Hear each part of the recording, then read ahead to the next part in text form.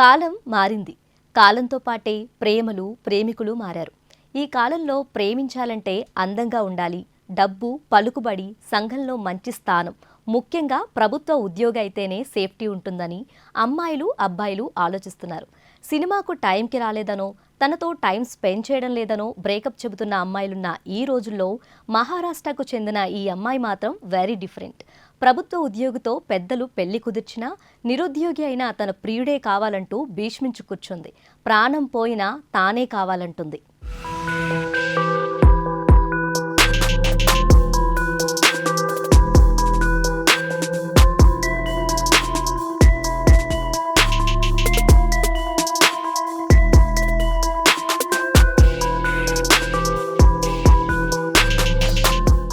బీహార్లోని జముయ్ జిల్లా టెటారియా గ్రామానికి చెందిన వర్షకుమారి, దునియామండ్రన్ గ్రామానికి చెందిన ఉమేష్ యాదవ్ గత కొంతకాలంగా ప్రేమించుకుంటున్నారు.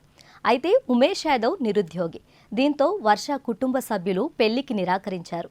వర్షకు ప్రభుత్వ ఉద్యోగితో పెళ్లి నిశ్చయం చేశారు.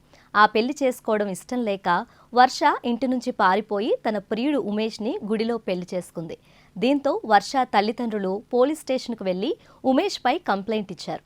ఉమేష్ ఊరికి వెళ్లిన పోలీసులు వర్షను అతడి నుంచి విడిపించి తీసుకెళ్లేందుకు ప్రయత్నించారు.